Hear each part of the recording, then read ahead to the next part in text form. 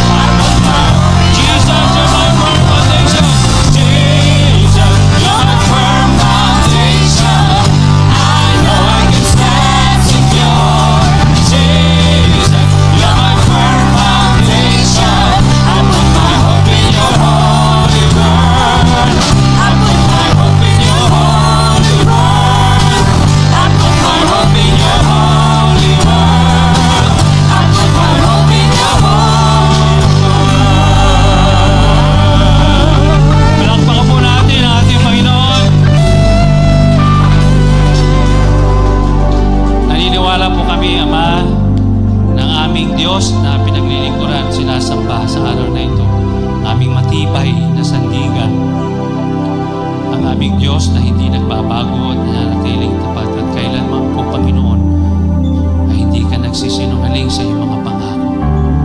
Sa aming paglapis sa iyo sa araw na ito, Ama, tuloy po kaming linisin dahil ang aming Diyos na sinasamba ay banal. Purify us, O God, from all our sins and unrighteousness, Lord Jesus.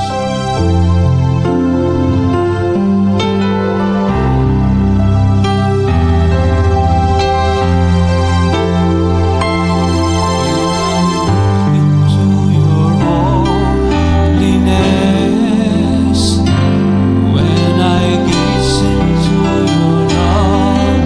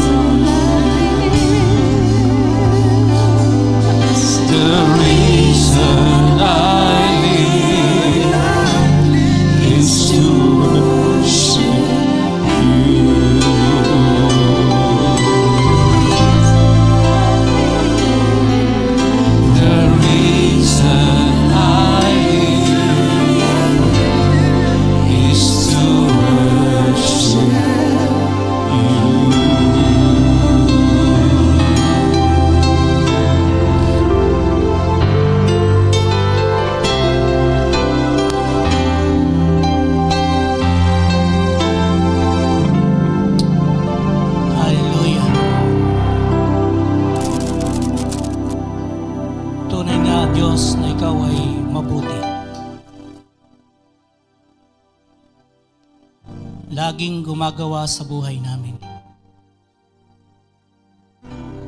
Kung kaya't sa amin pong kalagayan ngayon, sinasamba po namin kayo. Inaalayan po namin kayo ng mataas na papuri at pagsamba. Dahil ikaw lamang, Panginoon, ang karapat-dapat na tumanggap po nito. Kaya, Panginoon, sa aming pong pagtayo sa iyong harapan, hayaan niyo, Panginoon, ang aming pong mga puso ay nakatuon sa iyo at katagpuin kayo sa umaga pong ito. Sa anumang kalagayan po ng bawat isa sa amin, abutin niyo po.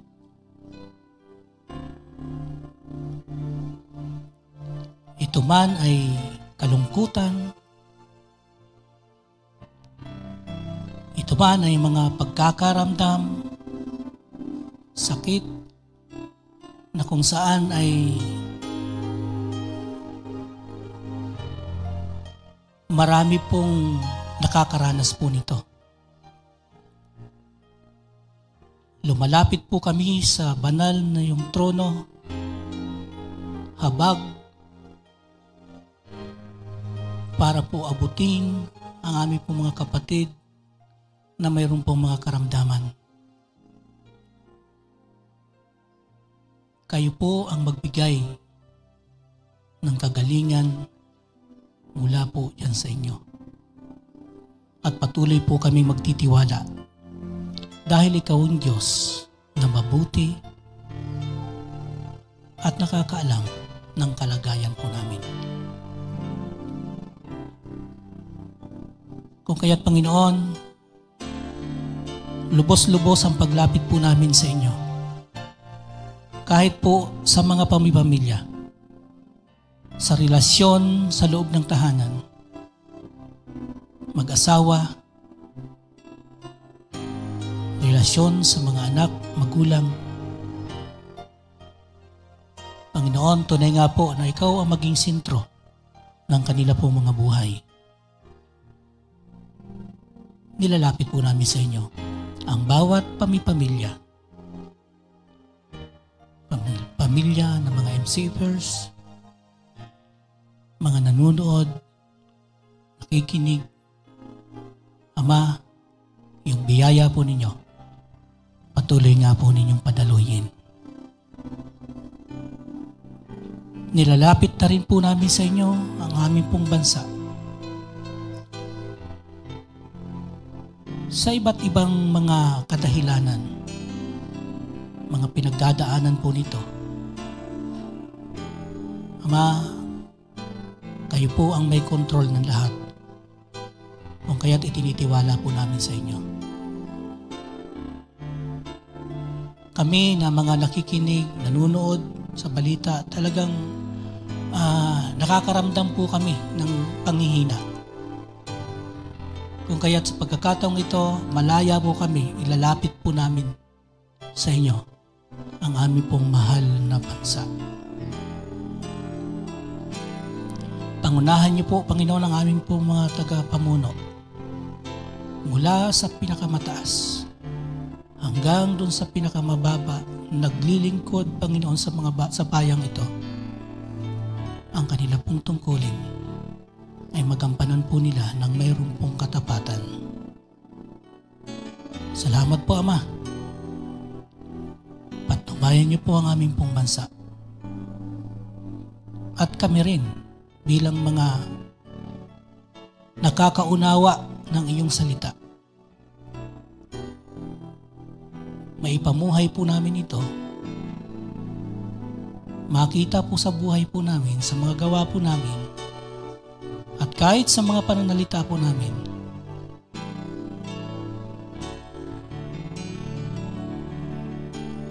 Ikaw ang patuloy na maitaas sa bawat isa, sa buhay ng bawat isa. yung kaunawaan na ipinadaman niyo po sa amin, kung kaya't nagkaroon kami ng tunay na pagkakilala sa iyo bilang Panginoon at tagapagligtas, ay maipakita rin po namin sa mga taong wala pang pagkaunawa sa iyong mga salita. Tulungan niyo po kami, bawat hinirang po ninyo sa bansang ito, na maging patutuo kami, maging asin at ilaw sa bansang ito. Maraming salamat po. Tinitiwala po namin sa inyong lahat, at ang lahat ng ito ay nialay namin sa tanging pangalan ng aming Panginoong Hesus. Amen. Amen. Okay, makakaupo na po kayo, at ang mga bata, lapit po kayo sa harapan.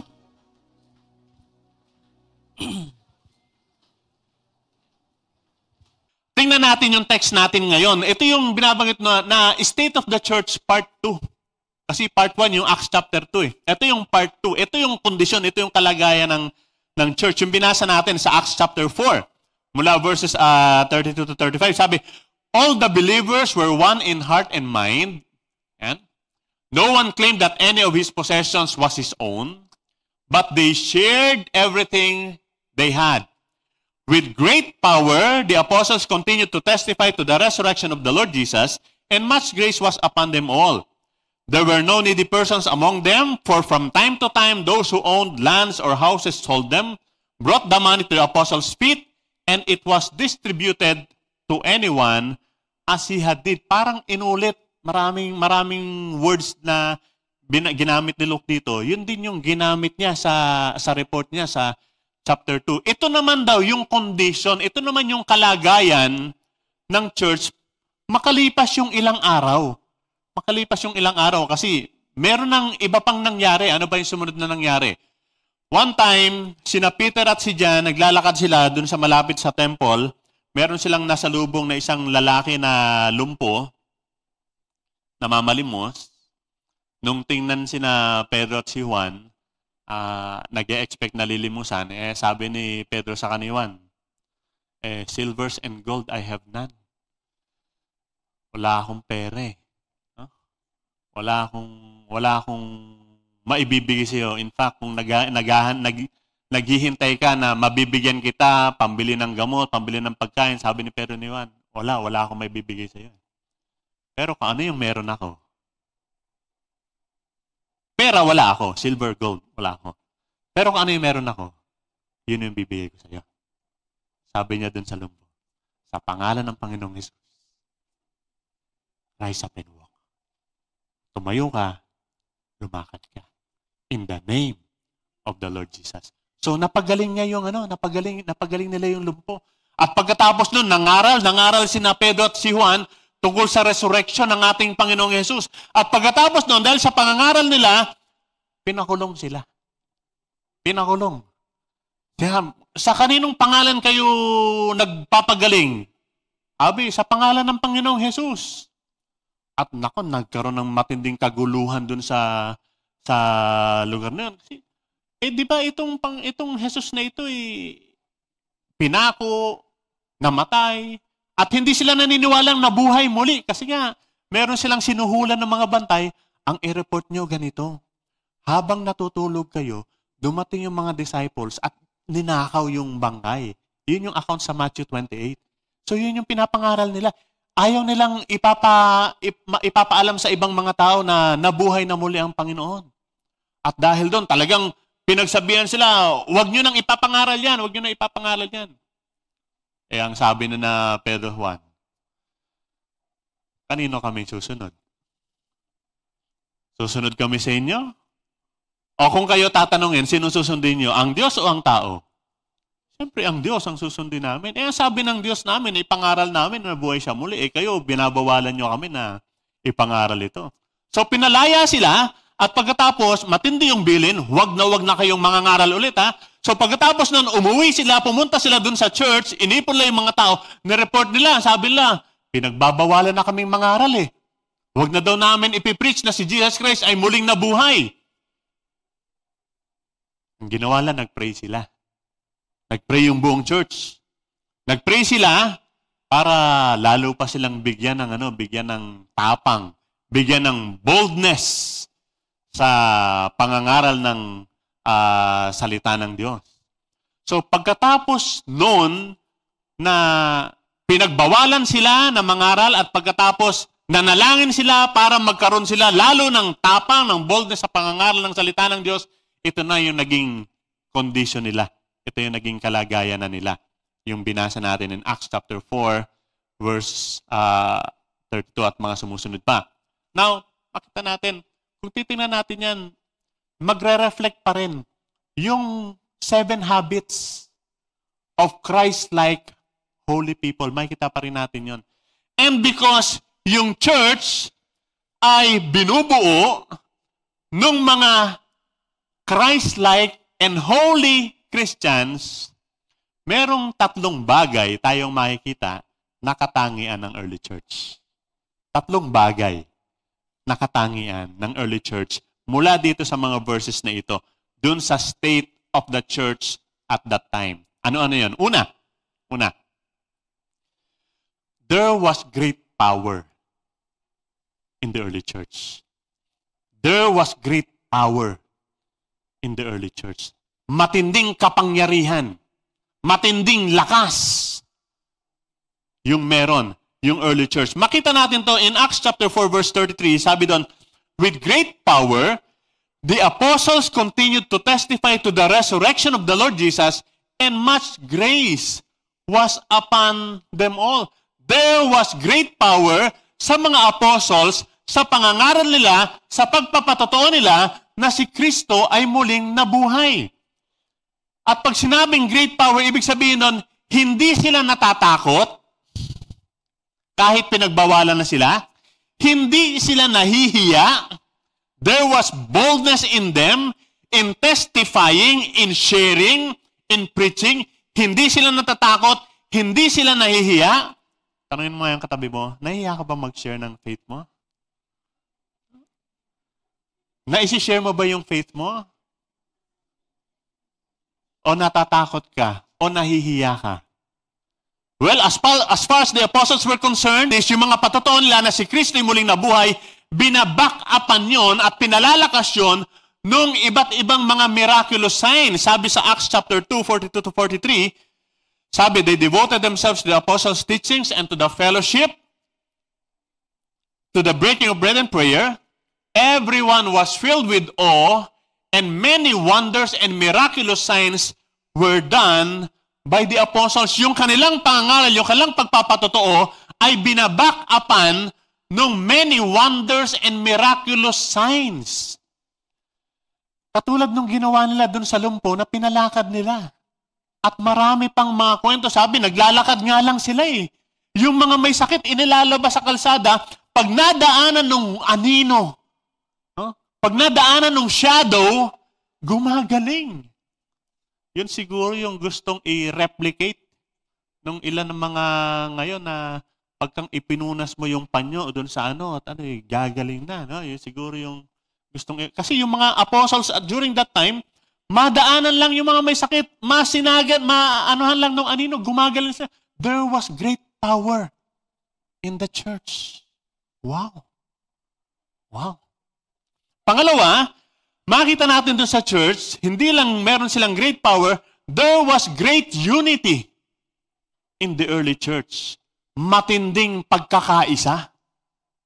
Meron yung church na yun. Makita natin yan in verse 46 ng Acts chapter 2, sabi doon, every day they continued to meet together in the temple courts.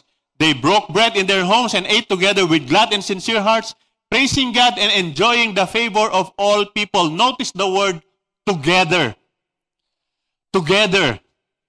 Yung kanilang pagsasama-sama, yung kanilang pagkakaisa, walang humihiwalay. Sabi, they meet together. Nagkakaisa sila pag sinabing, magkita-kita tayo doon ha. Puntahan sila lahat.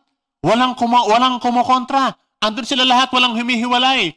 Sabi, they meet together, they ate together, sama-sama silang kumakain, they broke bread and ate together. Yun yung gagawin natin sa susunod na linggo ha. We will eat together. Sama-sama tayong kakain. Kaya ipagpaliban niyo muna yung kung mag-lunch out kayo. Dito na muna. Yun yung unity, yun yung pagkakaisa. No? At yun yung dapat na makita. Kasi yun yung nakita sa early church. Supposedly, yun yung magiging tatak din ng mga churches. Ngayon, lalo na kung merong mga Christ-like holy people sa loob ng church, they ate together. At ginagawa nila yun, sabi ng verse, they did it with glad and sincere hearts. Masayang-masaya silang gawin yun. Masayang-masaya silang nagsasama-sama, masayang-masaya silang nagtitipon, masayang-masaya silang nagkakainan, with glad and sincere hearts. Walang plastikan, sincero, totoong, totoo. Yung fellowship na meron sila. Nagkakaisa sila doon. And then sabi ng Acts 4:33, sabi, all the believers were one in heart and mind. One in heart and mind. Iisa yung kanilang puso, iisa yung kanilang isip. Pagkang nag-usap-usap sila, walang kontra, kundi napagkakasunduan lang kasi iisa yung puso nila eh. Iisa yung isip nila. Ano ba yung puso nila? Yung sumunod sa Panginoon. Ano ba yung isip nila? Yung mabigyang kaluguran ang Panginoon. So they were one in heart and mind. Walang pasaway. Sabihin mo nga sa katabi mo, sana all. No? Merong pagkakaisa. No? Merong pagkakaisa. No? There was great power in the early church. There was great unity in the early church. And pangatlo, there was great generosity in the early church. There was great generosity in the early church. Alam po ninyo, sa ating preaching calendar, ngayon, ang nakalagay lang doon na supposedly topic natin is message on giving. Now we'll talk about giving. There was great generosity in the early church. Pag sinabing generosity, anong ibig sabihin? Generous. Generosity. Ano sa Tagalog yan? Yung bukas palad. Yung pagkabukas palad. Yung pagka mapagbigay. Generous. Sabi nung Acts 2:44-45, all the believers were together and had everything in common. Selling possessions and goods, they gave to anyone as he had need. Usong-uso yung sharing nung panahon nila. Kung anong meron ako, willing akong i-share sa iba. Pag merong nangangailangan, nagugutom, walang pagkain, kailangan ng pagkain. Nangangailangan ng damit, nangangailangan ng gamot, binibigyan nila. Sabi doon, they gave to anyone as he had need. Sabihin mo sa katabi mo, walang Kristiyanong madamot.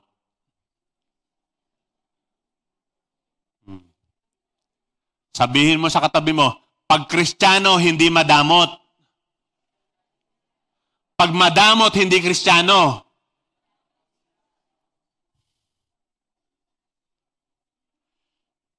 Yun yung tinuturo sa atin ng Panginoon eh. Yun yung natutunan ng early church. That's why merong sharing. Pag may nagugutom, may walang pagkain, bibigyan. Tingnan natin next week sa potluck natin yung sharing ng pagkain. Magkakaalaman. Yung example niya, next Sunday. Pagka merong hindi namimigay ng alamang dyan, alamang, damot-damot sa alamang nito, kailangan ko dito. So walang Kristiyanong madamot. Pag Kristiyano, hindi madamot. Pag madamot, hindi Kristiyano yun. Sabi nung Acts 4:33-35, sabi, all the believers were one in heart and mind. No one claimed that any of his possession was his own, but they shared everything they had. Nag-share sila.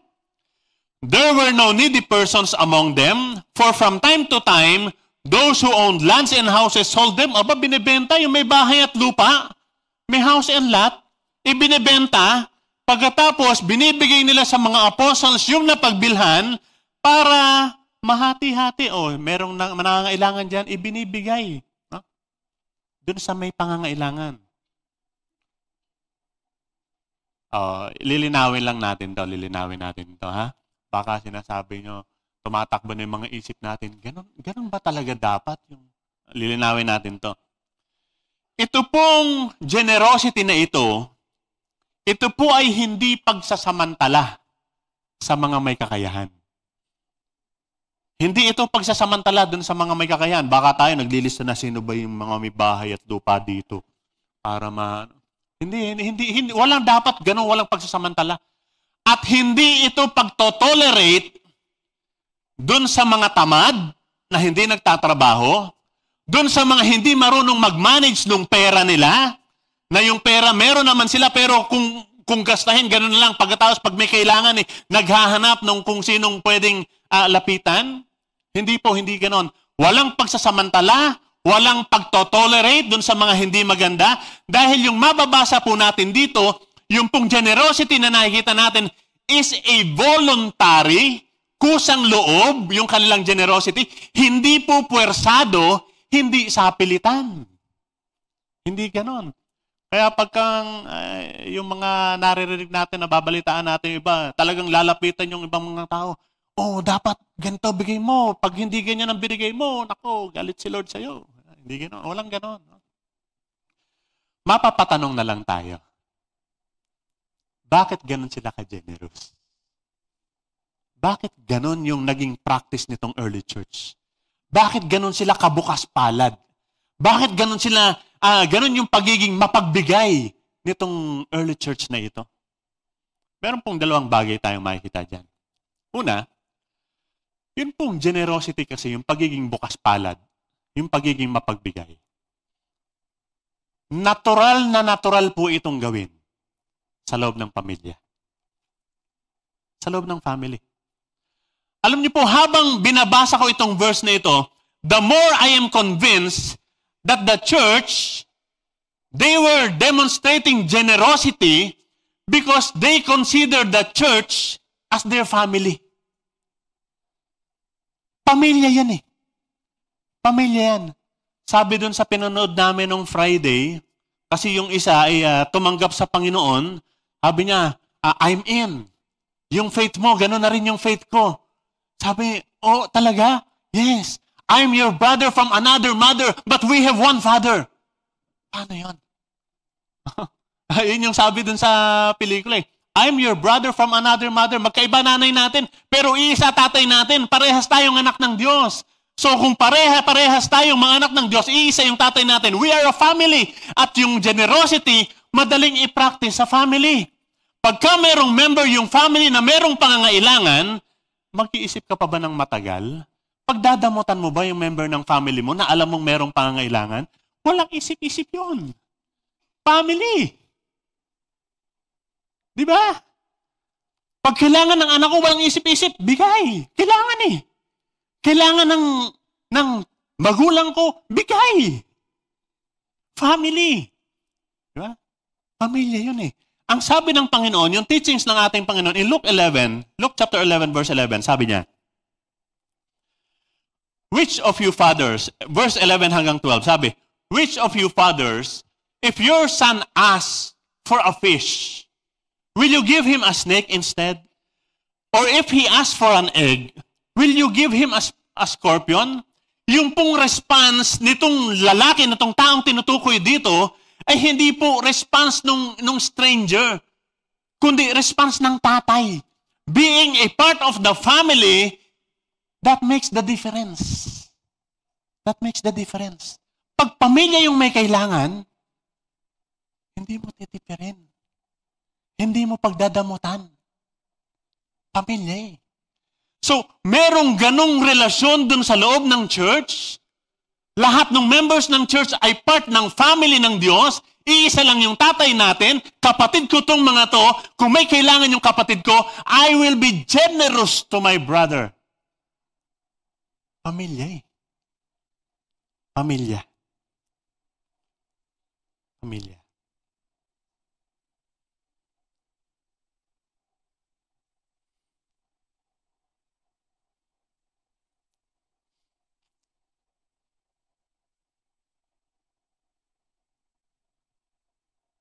Na-experience ko po yan.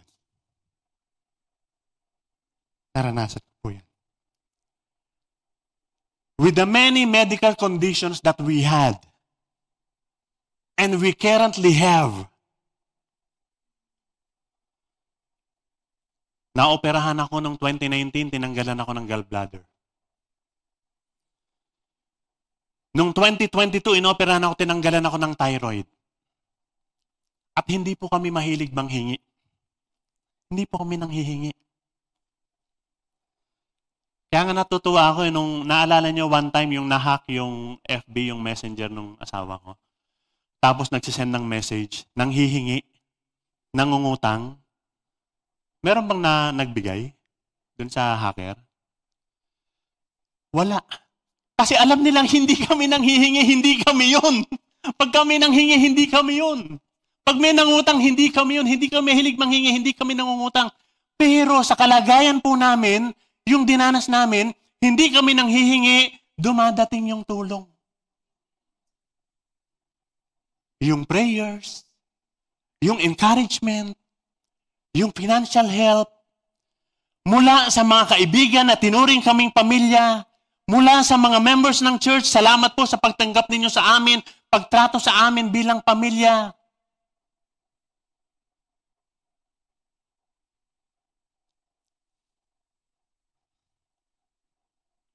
Nagka-cancer yung anak ko.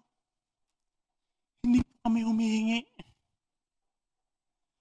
Yung ginastos po namin dun sa 12 chemotherapy, tingin ko pwede akong bumili ng brand yung sasakyan.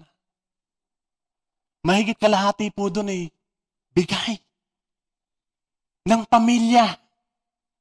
Bigay ng pamilya. Si Papa na ospital, hanggang ngayon ay naka-oxygen pa siya sa bahay. Pamilya na bibigay. Bukod sa aming magkakapatid na laging nag-uusap-usap, kumusta na yung bill, magkano na ba? O nanghihingi yung ospital, kailangan nating magbigay. So, walang isip-isip kasi pamilya ito Tatay natin ito So, ganun kayong magkakapatid. And then dumadating pa yung ibang tulong mula sa iba pang pamilya. Iba yung nanay nila pero parehas ng tatay. Ang Diyos. Hindi tayo nagdadamot sa members ng family. Kung meron din lang, tayo'y nagbibigay sa ating pamilya. And we're also doing that as a church. Alam niyo po yung kwento natin during pandemic? Di ba? Mabalitaan natin, si ganito, nag-positive, si ganon. Sinisikap natin, basta, yun nga sabi ko, basta nalaman lang natin, basta alam natin na may pangangailangan, nagkasakit. Padalhan natin ng pagkain, alam natin hindi makakapamalengke, hindi makakapagluto.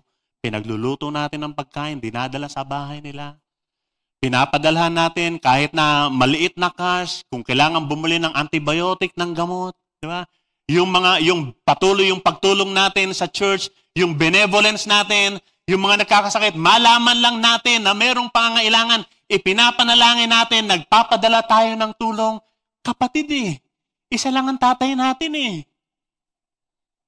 It's easy to practice generosity within the family. Walang isip-isip. Hindi mo na patatagalin, pamilya yan Tulungan natin. Tulungan natin.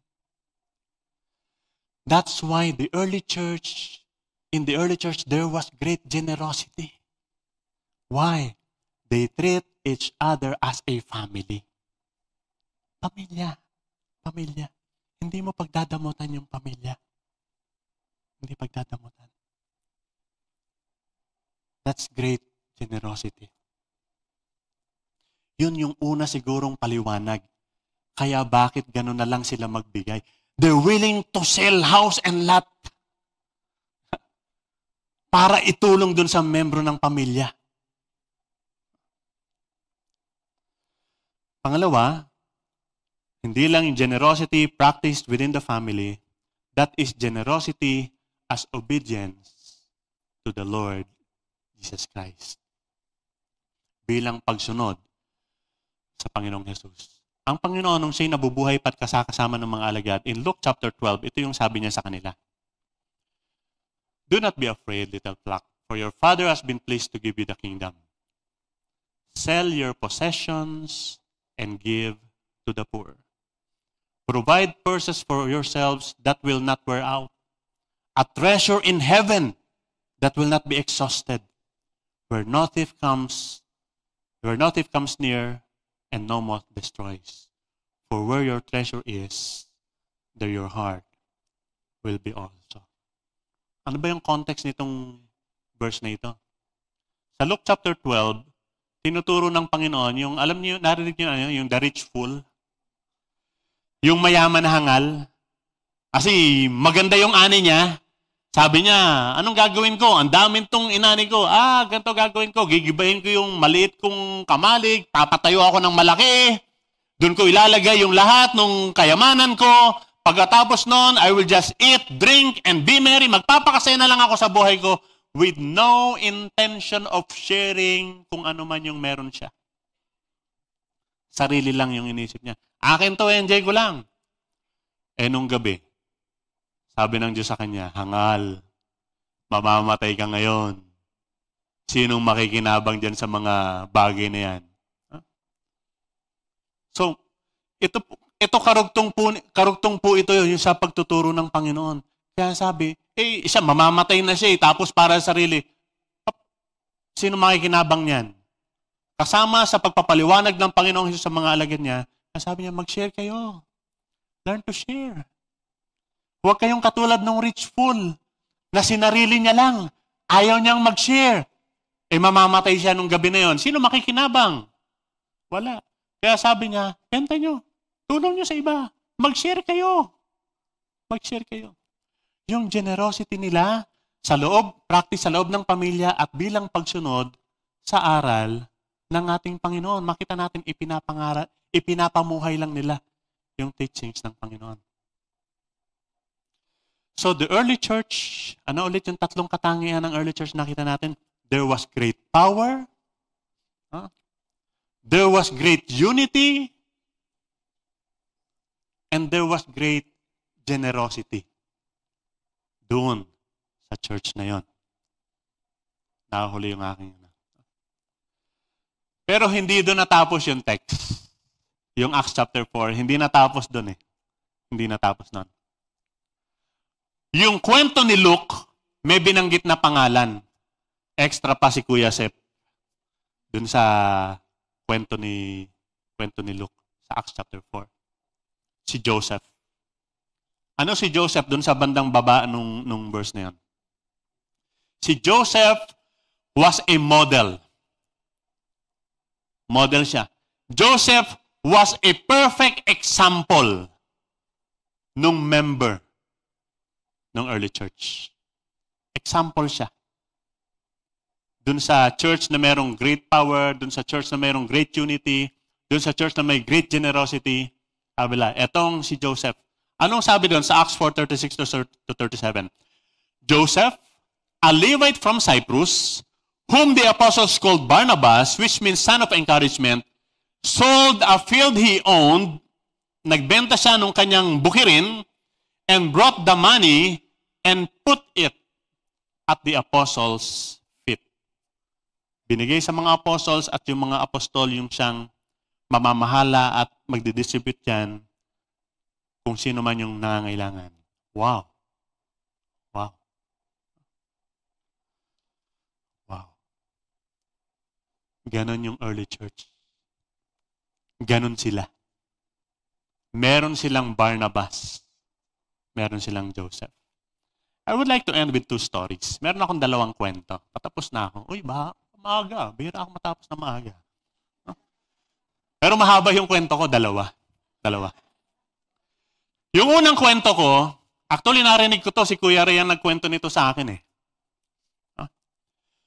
Meron daw 4 na mga bata na magkakaibigan. 4 mga bata magkakaibigan. tinanong sila, may nagtanong sa kanila, ano yung pangarap nyo? Anong gusto mong maging paglaki mo? Yung isa, sabi niya, gusto kong maging doktor. Bakit mo gustong maging doktor? Para makatulong sa kapwa. Yung pangalawa, sabi niya, gusto kong maging abogado. Bakit gusto mong maging abogado? Sabi niya, para makatulong sa kapwa. Yung pangatlo, tinanong, anong gusto mo? Sabi niya, gusto kong maging negosyante para yumaman ako. Bakit gusto mo maging yumaman? Para makatulong sa kapwa. Yung pangapat, ikaw, anong gusto mo? Gusto kong maging kapwa. Para matulungan ako ng mga kaibigan ko. Yun yung unang kwento. Yung pangalawang kwento, merong dalawang lalaki, magkapatid. Ulila na sila, pero naging maayos naman yung buhay nila. Yung panganay, naging negosyante, at maayos, maganda yung kanyang negosyo, yumaman siya. Yung pangalawa ay naging empleyado, nagtatrabaho, mahusay naman sa pagiging empleyado. Pero hindi siya katulad ng kanyang kuya na mayaman. One time, nung birthday nung mas bata, niregaluhan siya ng kuya niya ng isang bagong-bagong kotse. Brand new na kotse na regalo sa kanya. Sana all.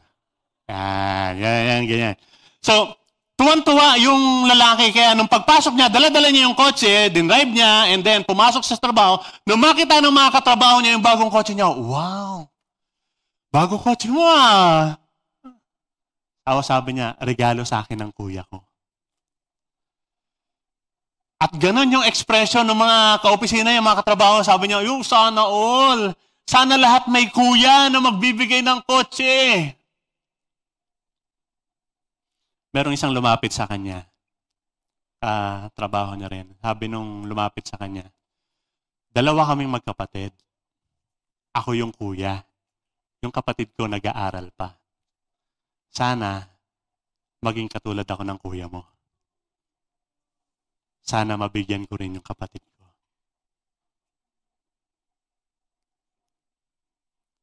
A lot of times, pag nagsasana all tayo, we are saying it from the perspective of the recipient, of the receiver. We were all impressed by the early church. They have great power. Yung apostles, they have great power. Pwede natin sabihin, sana yung mga pastor namin may great power din. We were impressed by the early church because they have great unity. Sabihin natin, sana kami rin sa church, meron din kaming great unity. Sana kami rin sa MCF, meron din ganong great generosity. Sana meron din kaming members na katulad ni Joseph, katulad ni Barnabas. Sana all. Pero sa simula, binanggit natin, bakit ganun yung early church? They have Christ-like holy Christians in the church. That's why there's great power, great unity, and great generosity. The people there were Christ-like. They were holy people. Kaya inisa-isa natin yun kanina. I say, sana all maging Christ-like holy Christians. Sana all maging Barnabas with his great generosity. Alam nyo, it's not about what or how much you give. It is the state of the heart. It is the attitude of the heart in giving. Sana all. Sana all. Hindi galing sa recipient's perspective, but from the perspective of the generous person. From the perspective of the generous church, of the generous people. Manalangin po tayo. Salamat po, Lord, sa pagtuturo niyo sa amin. Salamat po, Lord, sa example na iniwan ng early church. Salamat po, Lord, na ipinakita nyo sa amin kung ano yung magandang model para sa amin ngayon na dapat namin sundan. Lord, dalangin po namin. Patuloy kayong mangusap, mag-minister po kayo sa amin, that we will be Christ-like, holy Christians. Kawangis mo, ginawa mong banal, namumuhay ayon sa kagustuhan po ninyo. Mangyari po nawa sa bawat sa amin. Dalangin namin ito sa pangalan ng Panginoong Jesus. Amen.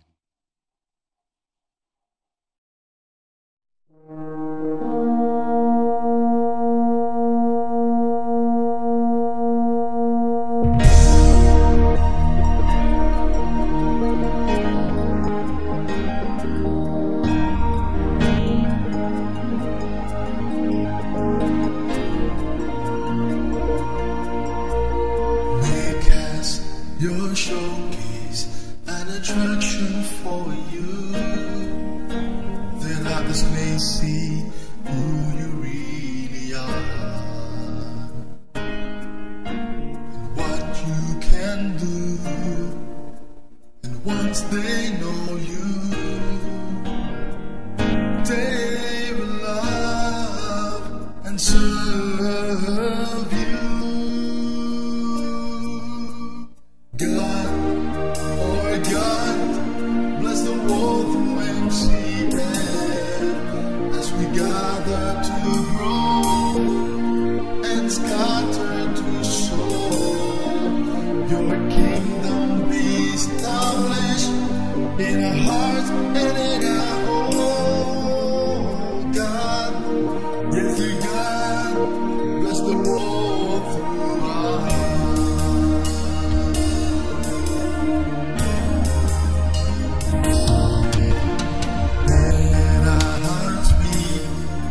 Your service on now disciples later desire believing in abundant blessing from a different full of hope, of love and of faith.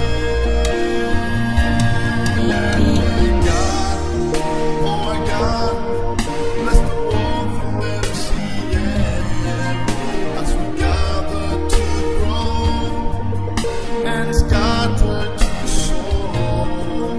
Your kingdom be established in our heart and in our home. God, yes, dear God, bless the world through us.